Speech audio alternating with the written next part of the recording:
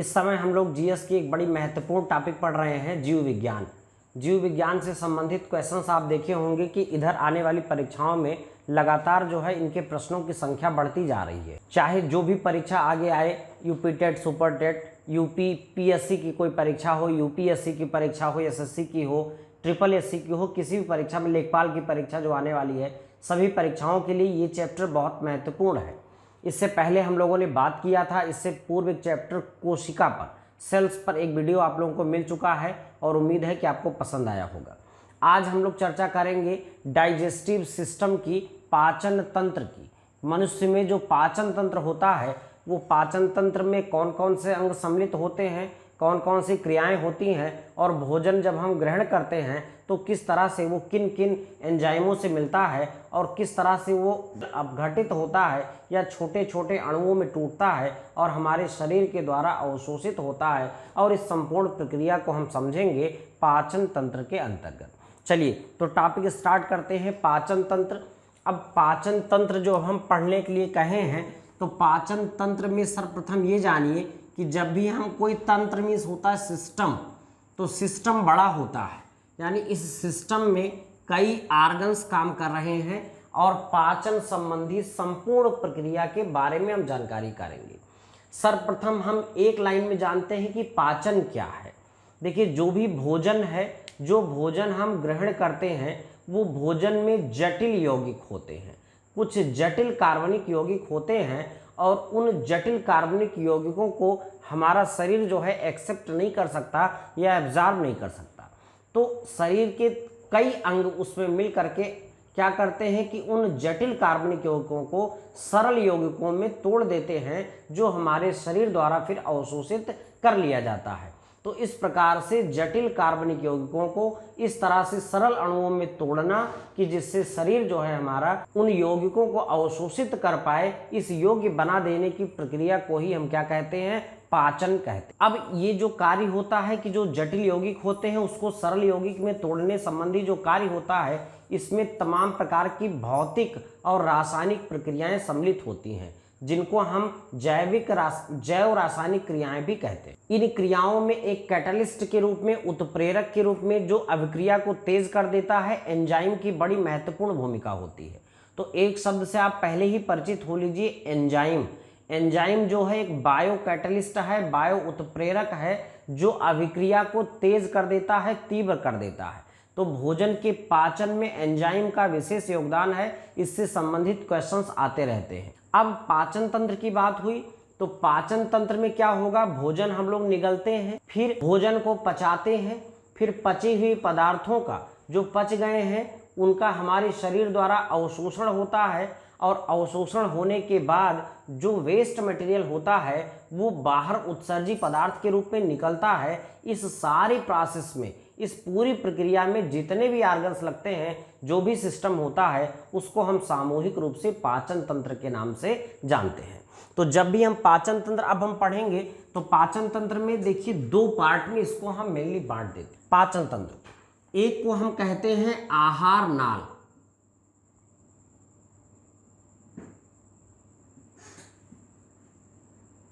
आहार नाल, और दूसरे को हम कहते हैं पाचक ग्रंथियां।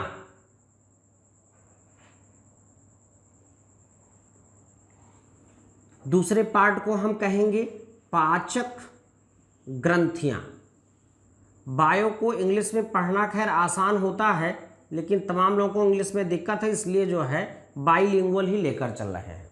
तो आहार नाल और पाचक ग्रंथियों, इन दो में हम इसको पहले मेनली जो मुख्य हमारा विभाजन है वो ये है। अब आहार नाल को हम लोग इंग्लिश में कहते हैं एलिमेंट्री कैनल, एलिमेंट्री कैनल।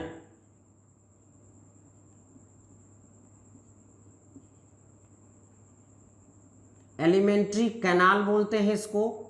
ये हो गई आहार नाल, और दूसरा जो है यहाँ पाचक ग्रंथियां जो हैं उसको हम कहते हैं डाइजेस्टिव ग्लैंड्स, डाइजेस्टिव ग्लैंड्स हम बोलते हैं। तो इस तरह से हम दो पार्ट में बांटते हैं, आहार नाल और पाचक ग्रंथियां। अब आहार नाल क्या है, ये आपकी मुख से लेकर के एक नली होती है, जो छोटी आंत के रूप में होती है, फिर बड़ी आंत के रूप में होती है और ये मल द्वार तक जाती है। इस प्रकार से ये काफ़ी लंबी होती है। मनुष्य में जो आहार नाल होता है वो लगभग 33 फीट के आसपास होता है। तो लगभग 33 फीट जो है आहार नाल आपकी लंबी होती है, या मनुष्य की आहार नाल 33 फीट लंबी होती है। कई बार इससे क्वेश्चन आया भी है, तो इसको आप याद रखेंगे, लेकिन एग्जैक्टली एक आध फीट इधर उधर आप रखेंगे, बहुत ही एग्जैक्टली इसको नहीं लिखेंगे। इसलिए अगर 33 का 32 ही आ रहा है विकल्प में, 33 नहीं है तो वही सही कर देंगे। तो लगभग 33 फीट लंबी आहार नाल होती है।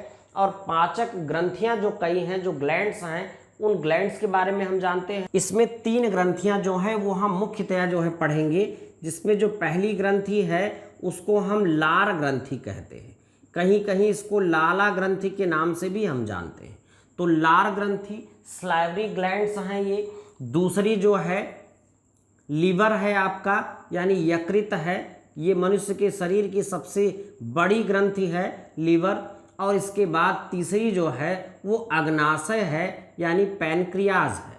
तो अग्नाशय, पैनक्रियाज, यकृत, लीवर और लार ग्रंथि यानी सलाइवरी ग्लैंड्स, ये 3 मुख्य ग्लैंड्स हैं जिनके विषय में हम चर्चा करेंगे। अब देख लेते हैं कि जो हमारी आहार नाल है उसके जो मुख्य अंग है वो अंगों के बारे में हम क्या क्या पढ़ेंगे। देखिए, आहार नाल का जो पहला भाग है उसको हम कहते हैं मुख गुहिका। मुख गुहिका, मुख गुहिका को इंग्लिश में हम कहते हैं माउथ कैविटी। आप लोग नोट भी करते चले, माउथ कैविटी। इसके बाद जो होता है दूसरा, उसको हम कहते हैं ग्रास नली। ग्रास नली, ग्रास नली को हम ईसोफेगस कहते हैं, ईसोफेगस। इसके बाद ये ग्रास नली जो खुलती है वो आमाशय में खुलती है। तो आमाशय, आमाशय को हम लोग इंग्लिश में क्या जानते हैं, स्टमक के रूप में जानते हैं। इसी को हम स्टमक कहते हैं, पेट कहते हैं। आमाशय के बाद हमारी जो आती है वो है आपकी छोटी आंत। छोटी आंत, तो जो छोटी आंत है, अब देखिएगा छोटी आंत की कई किताबों में आपको अलग अलग चीजें मिल जाएंगी, क्योंकि छोटी आंत के 3 पार्ट में छोटी आंत बटी होती है। एक को हम जो सबसे ऊपर वाला भाग है उसको डियोडेनम बोलते हैं, जेजुनम और इलियम। तो कहीं पर कई किताबों में इस छोटी आंत को 2 भागों में बांट करके बताया जाता है। एक को हम कहते हैं ग्रहणी और एक को सीधा सीधा वो लिखता है छोटी आंत। तो इस तरह से इसमें आप जो है परेशान नहीं होंगे। ग्रहणी भी छोटी आंत का ही हिस्सा है, बट ऊपरी हिस्सा है। तो ग्रहणी और छोटी आंत में कहीं कहीं 2 पार्ट में इसको बांट भी दिया जाता है, तो इससे आप परेशान नहीं होंगे। जो छोटी आंत है आप जानेंगे इसी का हिस्सा ग्रहणी भी है, जिसको इंग्लिश में डियोडेनम कहते हैं, और डियोडेनम के बाद जेजुनम और इलियम होता है, जिसको छोटी आंत के रूप में कई किताबों में लिख दिया जाता है। तो इस प्रकार से छोटी आंत हो गया। छोटी आंत के बाद ये जो आहार नाल है ये सीकम के रूप में हमें मिलती है, सीकम के रूप में मिलती है। सीकम, सीकम जो है वो बड़ी आंत का हिस्सा है, ध्यान रखिएगा, सीकम बड़ी आंत का हिस्सा है। और सीकम के बाद ये आहार नाल बड़ी आंत के रूप में हमें मिलती है। तो बड़ी आंत हो गई, जिसको बृहदांत्र भी हम लोग बोलते हैं, और छोटी आंत को क्षुद्रांत्र बोलते हैं। तो इस प्रकार से मुख गुहिका, ग्रास नली, आमाशय, छोटी आंत, सीकम, बड़ी आंत, जो हम भोजन ग्रहण करते हैं वो इतने स्टेप में जाता है। मुख गुहिका से होकर के ग्रास नली में जाता है, आमाशय में जाता है, छोटी आंत में जाता है, सीकम में जाता है, और इसके बाद बड़ी आंत में जाता है, और बड़ी आंत के बाद मलद्वार से इसको समय समय पर बाहर निकाल दिया जाता है। तो इस तरह से हमारे स्टेप जरा इसको देख लीजिए, नंबर 1, 2, 3, 4, 5 और 6। अब हमें इस 6 स्टेप में देखना है कि भोजन में जब हम भोजन ग्रहण करते हैं तो जब मुख गुहिका में होता है तो उसके कौन सी क्रिया होती है, ग्रास नली में क्या होता है, आमाशय में क्या होता है, छोटी आंत में क्या होता है, सीकम में क्या होता है और बड़ी आंत में क्या होता है। हमें स्टेप बाय स्टेप समझना है कि कहाँ पर कौन सा एंजाइम मिलता है, कहाँ पर कौन सा रस मिलता है, भोजन की स्थिति क्या होती है, उसे कहते क्या है, और इन सभी से संबंधित क्वेश्चंस आते रहते हैं। इसलिए टॉपिक आपकी बड़ी महत्वपूर्ण है। अब हम एक एक पार्ट में पढ़ेंगे कि भोजन जहाँ पर है वहाँ पर कौन कौन सी क्रियाएं होती हैं, स्टेप बाय स्टेप। तो सर्वप्रथम हम चर्चा करेंगे कि जब हम भोजन ग्रहण करते हैं तो मुख से ग्रहण करते हैं। जो मुख में हमारे अंदर गैप है उस गैप को ही कहते हैं गुहिका या कैविटी।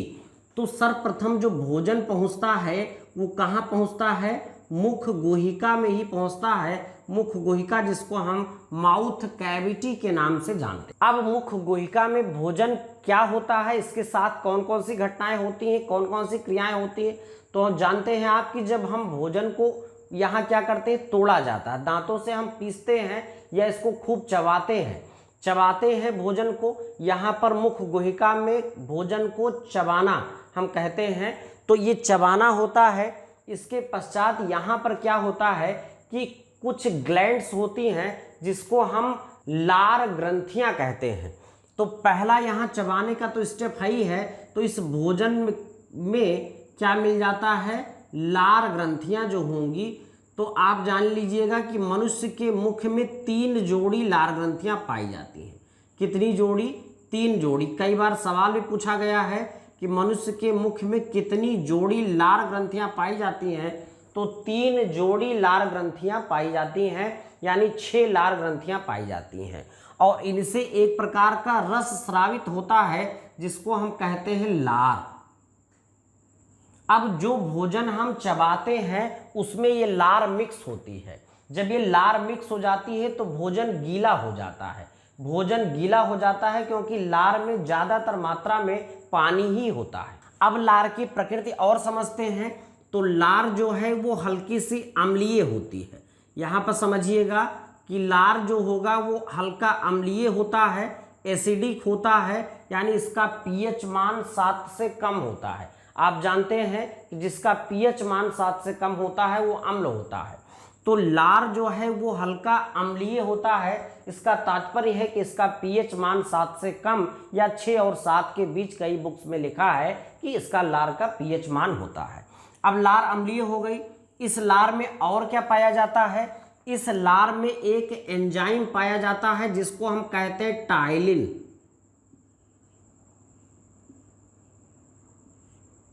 इस लार में एक एंजाइम पाया जाएगा, उस एंजाइम का नाम होगा टाइलिन।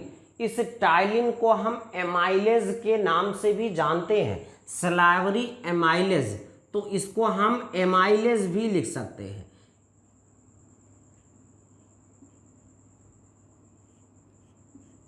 अब ये क्या करता है, इसका कार्य क्या है, भोजन में जो स्टार्च होता है, ध्यान समझिएगा, भोजन में जो स्टार्च होगा, स्टार्च जिसको हम हिंदी में मंड भी बोलते हैं, उस स्टार्च को ये पचाना स्टार्ट कर देता है।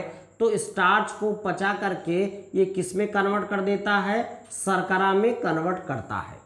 तो आप देखिए कि लार में जो एंजाइम मिला टाइलिन या एमाइलेज, उसका एक काम हुआ कि स्टार्च को इसने पचा करके किस में कन्वर्ट किया, शर्करा में कन्वर्ट किया।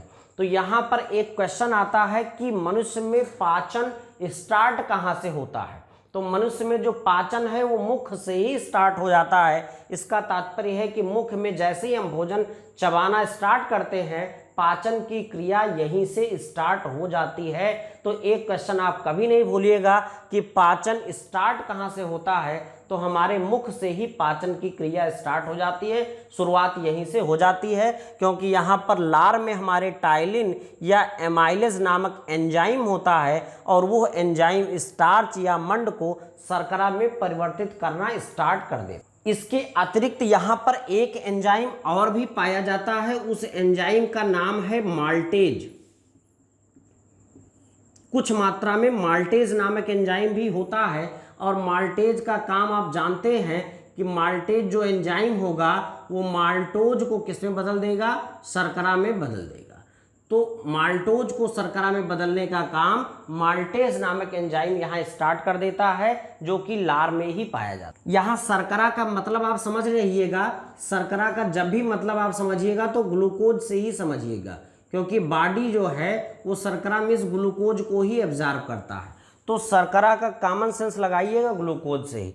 तो इस प्रकार से हमने देखा कि मुख गुहिका में जब भोजन आया तो उस भोजन को हमने चबाया दांतों से, चबाने के बाद उसमें लार ग्रंथियों ने जो लार छोड़ा वो उसमें मिक्स हुआ और उस लार में दो प्रकार के एंजाइम, मुख्यतया दो एंजाइम, एक टाइलिन या एमाइलेज और दूसरा माल्टेज, एक ने स्टार्च का पाचन स्टार्ट किया, एक ने माल्टोज का पाचन स्टार्ट किया। तो यही मुख से ही हमारे भोजन का पाचन स्टार्ट हो गया। और जो लार है वो अम्लीय होता है, ये भी क्वेश्चन कई बार पूछा गया है। तो अम्लीय जो लार होगी जिसका 6 से 7 के बीच पीएच मान होता है, भोजन को लुगदी कह लीजिए या कह लीजिए कि बिल्कुल भोजन को मिक्स करके आगे बढ़ा देता है। अब देखिएगा यहाँ पर भोजन जो है क्या हुआ, टाइलिन, एमाइलेज और माल्टेज। अभी भोजन की जो हमारी प्रकृति है वो अम्लीय है। अम्लीय इसलिए है क्योंकि जो लार ग्रंथियों से जो लार निकला है वो अम्लीय है। अब ये भोजन मुख गुहिका के बाद कहाँ पहुँचेगा, तो मुख गुहिका के बाद ये भोजन पहुँचता है एक नली में, यानी यहाँ कंठ से नीचे जो नली है, आमाशय तक जो नली है, उस नली में भोजन पहुँचता है। उस नली को हम जानते हैं ईसोफेगस के रूप में। तो इसके बाद यानी दूसरे नंबर पर जो भोजन आपका पहुंचेगा वो पहुंचेगा ग्रास नली में, जिसको हम हिंदी में कहते हैं ग्रास नली। ग्रास नली के नाम से बहुत लोग जो बायो पढ़े होंगे नहीं जानते होंगे इसको, इसलिए इसकी अंग्रेजी जानना बहुत जरूरी है। OESOPHAGUS,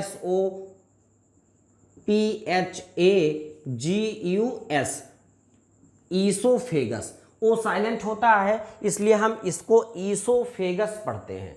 अब ईसोफेगस में जब भोजन, ईसोफेगस एक नली है और कुछ नहीं है, तो ईसोफेगस जो है जब भोजन यहाँ पे जाता है तो इस ग्रास नली में भोजन का कोई पाचन नहीं होता है। ग्रास नली में कोई पाचन नहीं होता है। यहाँ पर कुछ रस, इस तरह से कुछ म्यूकस निकलता है जिससे भोजन गीला होता है। और यहाँ पर एक क्रिया होती है जिसको हम कहते हैं पेरिस्टेल्सिस। एक क्रिया यहाँ होगी पेरिस्टेल्सिस, हिंदी में कहते हैं क्रमांकुचन। हिंदी में इसको कहते हैं हम क्रमांकुचन। तो क्या होता है कि ये नली जो है फैलती और सिकुड़ती रहती है, इस कारण से भोजन जो है वो नीचे खिसकता रहता है। तो ग्रास नली में भोजन रुके ना, इसलिए यहाँ एक क्रिया होती है पेरिस्टेल्सिस या क्रमांकुचन, जिसका केंद्र हमारे मस्तिष्क में पीछे मेडुला में स्थित होता है। तो इस प्रकार से ग्रास नली में कोई पाचन नहीं होगा।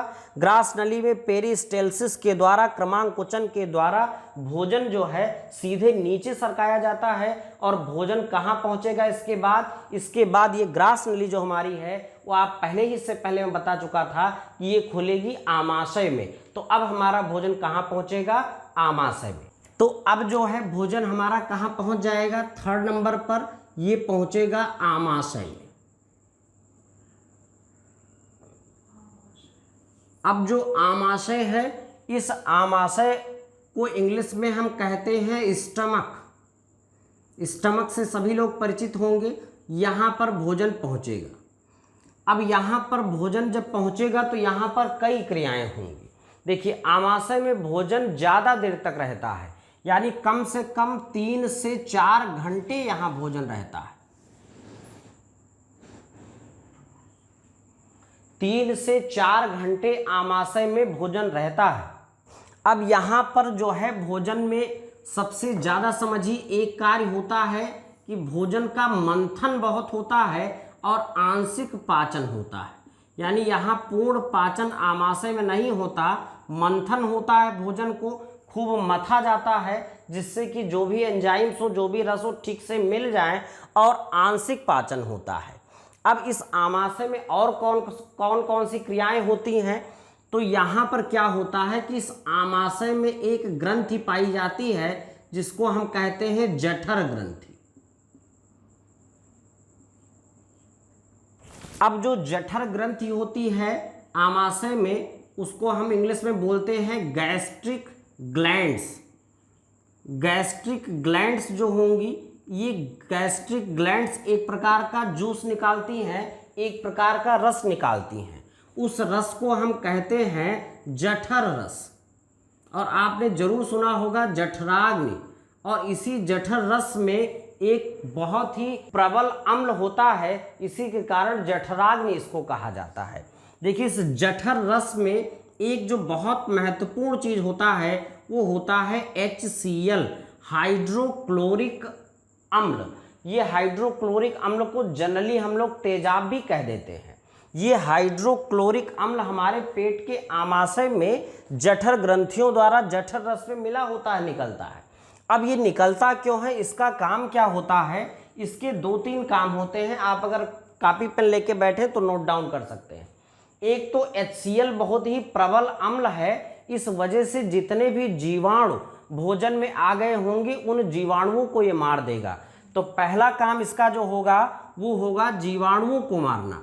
यानी अगर कोई हानिकारक जीवाणु है तो उस जीवाणुओं को ये HCl मार देगा, यानी जीवाणुओं को खत्म करने का कार्य ये पहला काम करेगा। दूसरा क्या होता है, कभी भोजन में कोई ऐसा अवांछित पदार्थ आ गया है जो बॉडी का अन्य आर्गन उसको गला नहीं सकते, जैसे हड्डी आ जाए तो हड्डी को ये गला देगा, ये गलाने का कार्य करेगा HCl। तीसरा काम ये करता है कि भोजन का जो माध्यम है वो और अम्लीय बना देता है। और अम्लीय बना देने से क्या होता है कि भोजन सड़ने से बच जाता है, यानी भोजन सड़ता नहीं है। तो इस प्रकार से ये 3 महत्वपूर्ण काम इसके हुए, HCl के जीवाणुओं को मारना और हड्डी वड्डी कोई पहुंच जाए तो उसको गला देना और भोजन का माध्यम अम्लीय बनाना, जिससे कि भोजन सड़े ना, सड़ने से बच जाए। तो 3-4 घंटे तक HCl जो है इसमें मिला होता है। अब और क्या होता है इसमें जठर रस में, यहाँ पर 2 मुख्य एंजाइम जो हैं जठर रस में पाए जाते हैं। एक को हम कहते हैं पेप्सिन। तो एक एंजाइम जो यहाँ जठर रस में निकलता है या कह लीजिए मिलता है, उसको हम कहते हैं पेप्सिन। और दूसरा जो एंजाइम होता है उसको कहते हैं रेनिन। ठीक से जरा समझिएगा, ज़्यादा एंजाइम नहीं पढ़ना आपको, लेकिन पेप्सिन और रेनिन। तो यहाँ पर 2 एंजाइम निकला, एक पेप्सिन और एक रेनिन। यहाँ पर कुछ मात्रा में गैस्ट्रिक लाइपेज भी निकलता है, लेकिन इतना आवश्यक यहाँ नहीं, लेकिन 2 ये बड़े महत्वपूर्ण होते हैं। अब पेप्सिन जहाँ भी होगा आप ही जानिएगा, पा से पेप्सिन और पा से प्रोटीन। तो पेप्सिन का जो काम होता है वो प्रोटीन का पाचन करना होता है। तो यहाँ ध्यान से समझ लीजिएगा कि पेप्सिन का जो काम होगा वो प्रोटीन का पाचन करना होगा। तो ये प्रोटीन को पेप्टोन और पॉलीपेप्टाइड में बदलने का कार्य करता है। यानी जो पेप्सिन नामक एंजाइम है, ये भोजन में जो आपने प्रोटीन ग्रहण किया है उस प्रोटीन को पेप्टोन तथा पॉलीपेप्टाइड में बदल देता। और दूसरा क्या होता है, रेनिन। एक यहाँ पर एंजाइम निकलता है रेनिन। रेनिन का कार्य क्या होता है कि अगर आपने दूध से बनी कोई चीज खाई है तो दूध की जो प्रोटीन होती है कैसीन, उसको आविले दही के रूप में कन्वर्ट कर देता है। आविले दही के रूप में कन्वर्ट कर देता है कैसीन नामक प्रोटीन को। कभी आपने देखा होगा कि बच्चे जब कभी उल्टी करते हैं, दूध जो पीते हैं, तो दही के रूप में ही लगभग निकलता है। तो ये रेनिन जो एंजाइम है वो दूध की कैसीन को आविले दही में कन्वर्ट कर देता है। तो यहाँ पर 2 घटनाएं मुख्य हुई, एक पेप्सिन जो प्रोटीन को पेप्टोन और पॉलीपेप्टाइड, यहाँ पर नोट भी कर लीजिएगा, सारी चीज़ें नोट करना यहाँ संभव नहीं है। तो पेप्टोन और पॉलीपेप्टाइड,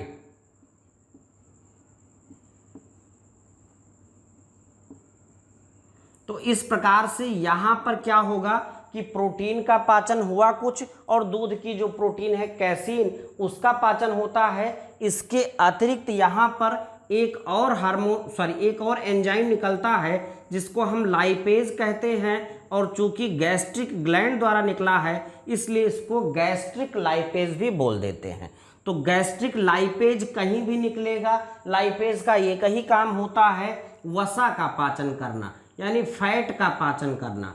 तो ये वसा के पाचन में महत्वपूर्ण भूमिका निभाता है लाइपेज एंजाइम। चूंकि गैस्ट्रिक ग्लैंड्स द्वारा निकला है इसलिए इसको कहीं कहीं गैस्ट्रिक लाइपेज के नाम से भी जानते हैं। तो अब देखिएगा कि आमाशय में कहीं भी वसा का पाचन होगा, प्रोटीन का पाचन होगा, लेकिन इस आमाशय में कहीं कार्बोहाइड्रेट का पाचन नहीं होता है। तो ये क्वेश्चन भी आता है कि कहाँ पर कार्बोहाइड्रेट का पाचन नहीं होता, तो आपका उत्तर होता है आमाशय। आमाशय में कार्बोहाइड्रेट का पाचन नहीं होता। तो उम्मीद है कि आपको इतनी बात समझ में आ गई होगी। एक बार जल्दी समराइज करिए। आमाशय में भोजन 3-4 घंटे तक रहेगा, यहाँ मंथन होता है, आंशिक पाचन होता है। यहाँ पर जो जठर ग्रंथियाँ आमाशय की दीवारों पर होती हैं उनसे जठर रस निकलता है जिसमें HCl होता है। तो जाहिर सी बात है इतना प्रबल अम्ल है तो अम्लीय ही होगा जठर रस। HCl का काम मैंने आपको बताया। 3 जो एंजाइम इसमें मुख्य होते हैं, पेप्सिन, रेनिन और लाइपेज। पेप्सिन और रेनिन ये प्रोटीन के पाचन में सहायक होते हैं और जो लाइपेज है ये वसा का यानी फैट का पाचन करना स्टार्ट करता है। इस प्रकार से आमाशय में कहीं भी कार्बोहाइड्रेट का पाचन नहीं होता है, ये बात आप नहीं भूलेंगे। अब इसके बाद भोजन कहाँ पहुँचेगा? अब इसके बाद जो भोजन पहुँचता है वो भोजन का नंबर होता है छोटी आंत में। देखिए छोटी आंत, तो छोटी आंत को हमने आपको बताया कि ये 3 इसके पार्ट होते हैं। सबसे ऊपर वाला जो पार्ट होता है उसको हम डियोडेनम बोलते हैं, फिर जेजुनम बोलते हैं और फिर इलियम बोलते हैं। तो इस प्रकार से, लेकिन पाचन की दृष्टि से सिर्फ हम 2 भाग करेंगे। ऊपर वाले भाग को हम ग्रहणी कहेंगे और नीचे वाले भाग को जो जेजुनम और इलियम है उनको हम क्या कहेंगे? क्षुद्रांत्र के नाम से कहेंगे या छोटी आंत कहेंगे। लेकिन आप ये जानिएगा कि बड़ी हेडिंग हमारी है कि अब जो भोजन हमारा पहुंच रहा है चौथे नंबर पर, वो पहुंच रहा है छोटी आंत में, स्मॉल इंटेस्टाइन में पहुंच गया। अब इस स्मॉल इंटेस्टाइन का जो ऊपरी हिस्सा है, ये 2 पार्ट में हम बांटेंगे। इसमें ऊपरी हिस्सा जो है उसको हम कहते हैं ग्रहणी। अब ग्रहणी को इंग्लिश में हम क्या कहते हैं? डुओडेनम।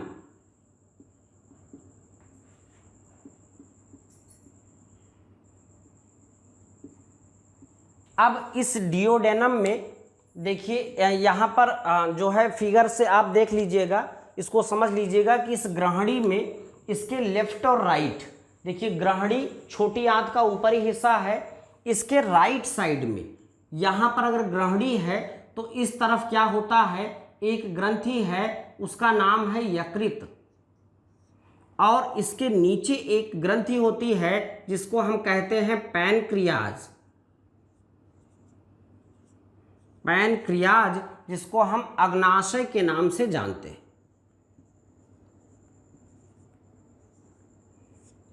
अंतःस्रावी और बहिस्रावी दोनों ग्रंथि है, और यकृत को हम लोग क्या कहते हैं? लीवर कहते हैं।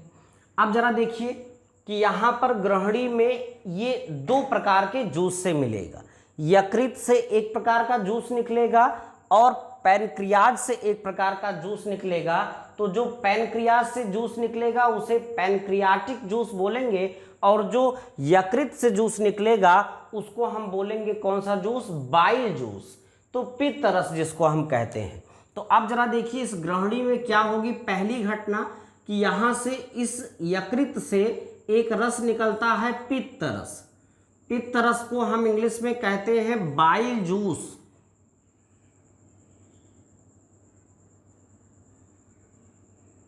बाइल जूस बोलते हैं। अब ये जो पित्त रस है आप जानते हैं कि यकृत से निकलता रहता है और एक पित्ताशय होता है, गाल ब्लैडर के नाम से जिसको हम जानते हैं, उसी पित्ताशय में ये पित्त रस इकट्ठा होता रहता है। जब भोजन ग्रहणी में आता है तो वो पित्त रस से मिलता है। अब देखते हैं कि पित्त रस की क्या प्रकृति है। तो पित्त रस की पहली प्रकृति जानिए कि पित्त रस क्षारीय होता है। अभी तक भोजन का जो माध्यम था वो अम्लीय था, अब भोजन जो है क्या होगा? यहाँ कन्वर्ट होगा, अम्ल नहीं बचेगा, क्षारीय हो जाएगा। तो पित्त रस की जो प्रकृति होती है वो क्षारीय होती है, यानी इसका पीएच मान जो होता है वो 7 से ज़्यादा होता है, 7.7 से भी ज़्यादा होता है, तो ये क्षारीय होता है। अब ये क्षारीय जो गुण है ये किसके कारण होता है? तो Na2CO3 सोडियम कार्बोनेट के कारण ये होता है। तो इसमें सोडियम कार्बोनेट पाया जाता है, इसलिए जो पित्त रस है वो क्षारीय हो जाता है। क्षारीय का मतलब 7 से ज़्यादा इसका पीएच मान हो जाता है। अब पीएच मान लगभग कितना होता है, तो आप इसको याद कर सकते हैं, 7.6 से 7.7 के बीच इसका पीएच मान होता है, अर्थात ये क्षारीय होता है। हाँ, अब इसमें ध्यान दीजिएगा कि जो बाइल जूस होता है, इस बाइल जूस में कहीं कोई एंजाइम नहीं पाया जाता, यानी जो यकृत बाइल जूस निकालता है उस बाइल जूस में कहीं कोई एंजाइम नहीं पाया जाता। तो इसमें एक इसका माध्यम क्षारीय होगा। दूसरा इसका काम क्या होता है कि जो बाइल जूस होता है वो क्रमांकुचन की गति को बढ़ाता है, क्रमांकुचन की गति को, यानी पेरिस्टाल्सिस, यानी भोजन को मथने की जो प्रक्रिया है छोटी आंत में, उसकी गति को ये बढ़ाता है। तो एक काम इसका ये होता है। और तीसरा जो महत्वपूर्ण काम होता है वो होता है वसा, यानी जो फैट है वसा का पायसीकरण करना, वसा का पायसीकरण। देखिए, पायसीकरण को बहुत लोग हिंदी में नहीं जानते, इमल्सिफिकेशन। तो इमल्सिफिकेशन ऑफ फैट यहाँ होता है बाइल जूस के माध्यम से। इसलिए होता है कि जब आगे स्टीएप्सिन नामक एंजाइम इससे मिले तो वसा का अपघटन हो सके और वसा जो है गिलसराल और वसीय अम्लों में टूट सके। तो इस प्रकार से वसा का इमल्सिफिकेशन तो ये करता है, लेकिन कोई पाचक एंजाइम नहीं पाया जाता। तो बाइल जूस में, पित्त रस में मैं जोर देकर कह रहा हूं, कोई भी पाचक एंजाइम नहीं पाया जाता, लेकिन फिर भी इसका जो एक योगदान है वसा के पाचन में वो यही है कि वसा का पायसीकरण ये करता है, यानी वसा का इमल्सिफिकेशन ये करता है। तो एक योगदान इसका है, लेकिन आप ये जाने रहिएगा कि इसमें किसी भी प्रकार का कोई एंजाइम नहीं पाया जाता है। अब देखिए, ये तो हो गया बाइल जूस की बात। अब दूसरा जो पैनक्रियाज से जूस आ रहा है, जो पैनक्रियाज से जूस आ रहा है उस जूस को हम कहते हैं अग्नाशयी रस।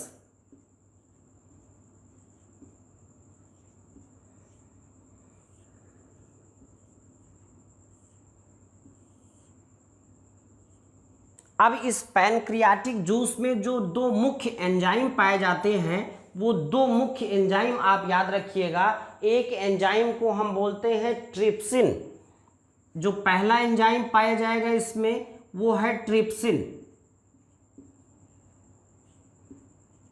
तो हमने आपको बताया भी था कि ट्रिप्सिन है, रेनिन है, पेप्सिन है, ये सब प्रोटीन के पाचन में मदद करते हैं।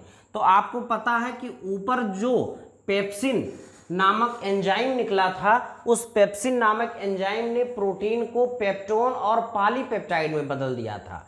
अब ये क्या करेगा, जो ट्रिप्सिन है उस प्रोटीन का जो पेप्टोन और पॉलीपेप्टाइड थे उसको ये क्या करेगा, अमीनो अम्ल में तोड़ देगा, सरल यौगिक में।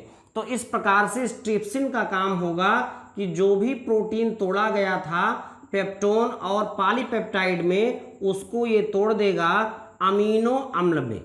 अब जान लीजिएगा कि जब अमीनो अम्ल बन गया तो अमीनो अम्ल वह यौगिक है प्रोटीन का जिसको बॉडी हमारा एब्जॉर्ब कर सकता है। तो इस प्रकार से अब प्रोटीन का पूर्णतया पाचन यहाँ हो जाएगा।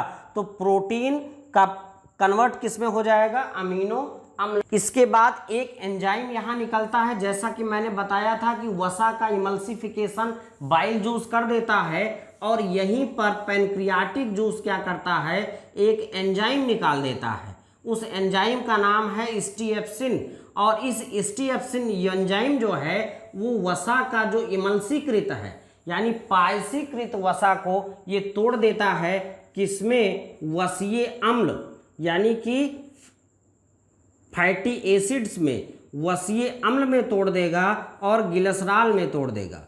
तो इस तरह से क्या होगा कि यहाँ पर वसा का भी पाचन जो है हो जाता है, वसीय अम्ल और गिलसराल में इसको तोड़ देगा स्टीएप्सिन। और भी एंजाइम है लेकिन इतने महत्वपूर्ण नहीं है। तो दो एंजाइम यहाँ पर आपके पैनक्रियाटिक जूस में मिले। एक को हमने देखा ट्रिप्सिन, जो प्रोटीन को अमीनो अम्लों में जिसने तोड़ा यानी पेप्टोन को या प्रोटीन को, और स्टीएप्सिन जो है वसा को वसीय अम्ल और गिलसराल में तोड़ दिया। तो ये डियोडेनम यानी ग्रहणी में हुआ, छोटी आंत के एक हिस्से में हुआ। अब इसके बाद देखिए कि भोजन कहाँ पहुंचेगा और इसके तो अब हम देखते हैं कि ग्रहणी से जो भोजन निकला, ये भोजन जो है वास्तव में ग्रहणी में अधिकांश पाचन भोजन का हो जाता है। इसके बाद जो छोटी आंत का निचला हिस्सा है, उस निचले हिस्से में जिसको हम जनरली छोटी आंत के नाम से ही जानते हैं, उसमें क्या होता है कि उसमें आंत में, छोटी आंत में एक प्रकार की ग्रंथियां पाई जाती हैं।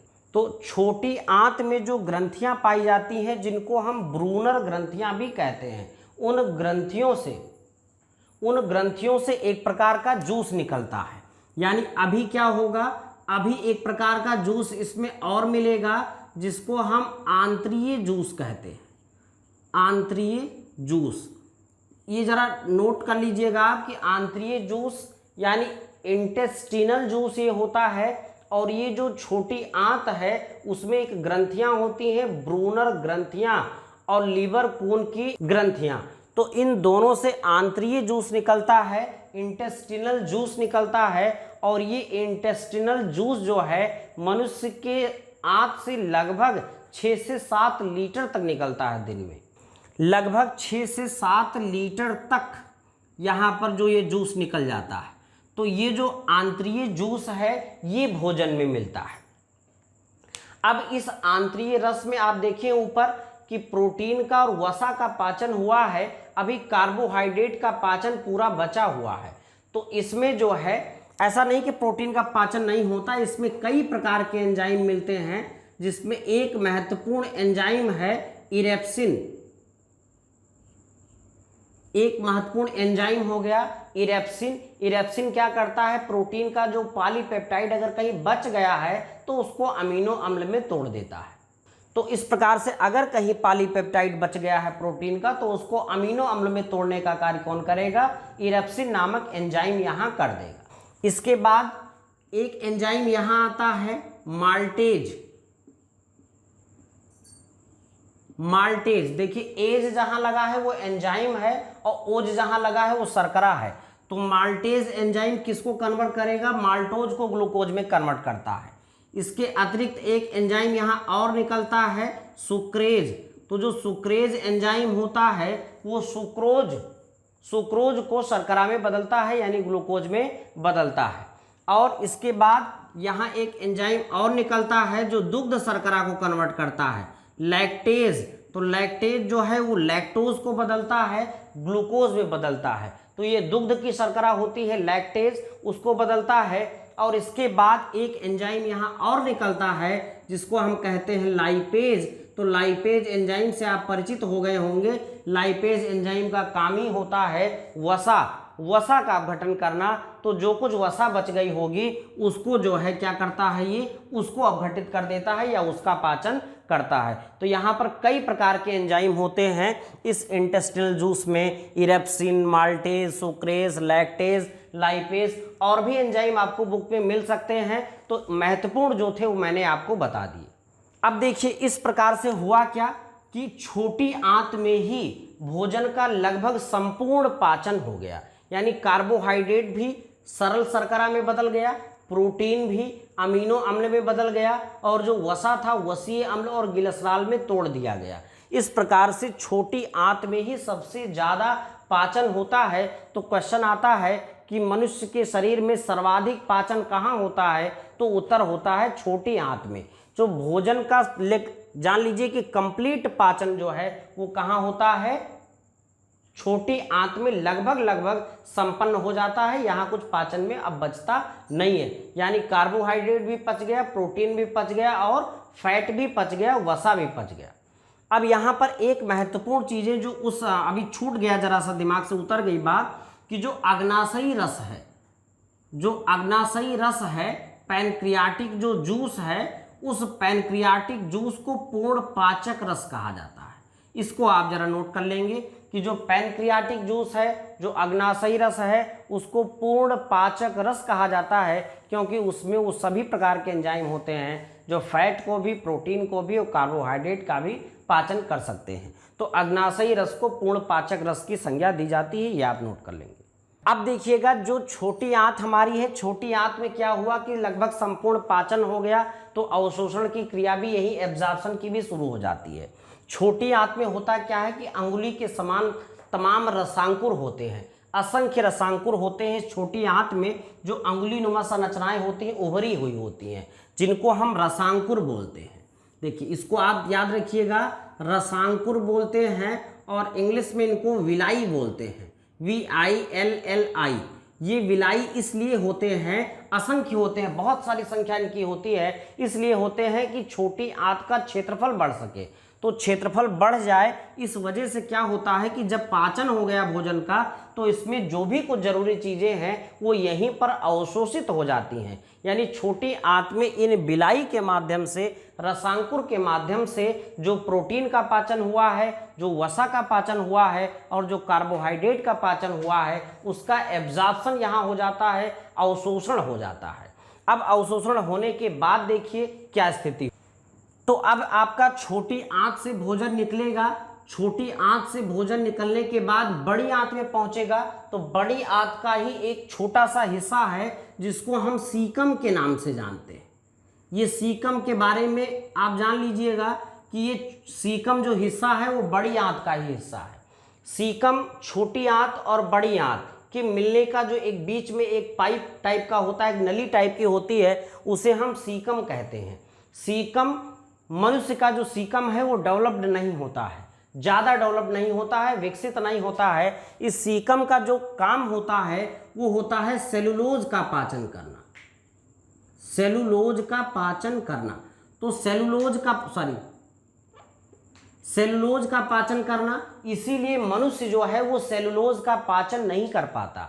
तो मनुष्य में ये सीकम अल्प विकसित होता है, इसलिए मनुष्य जो है सेलुलोज का पाचन नहीं कर पाता। जो शाकाहारी जानवर होते हैं उनमें जो है सीकम विकसित होता है, इसलिए वो जो है सेलुलोज का भी पाचन कर पाते हैं। तो इस प्रकार से यहाँ जान लीजिएगा कि सीकम अल्प विकसित होता है या विकसित नहीं होता है। इसी वजह से मनुष्य में, यानी मनुष्य के पाचन तंत्र में सेलुलोज को पाचन करने की शक्ति नहीं होती, इसका पाचन नहीं किया जा सकता। अब सीकम से होता हुआ भोजन जो पहुंचेगा वो पहुंचता है आपका बड़ी आंत में, जिसको हम जनरली बड़ी आंत के नाम से जानते हैं। तो बड़ी आंत में पहुंचेगा, बड़ी आंत जिसको हम लार्ज इंटेस्टाइन बोलते हैं या कोलन भी बोल देते हैं। तो जो बड़ी आंत में क्या होता है कि भोजन का कोई पाचन नहीं होता, यहाँ पर क्या होता है, जल का अवशोषण होता है।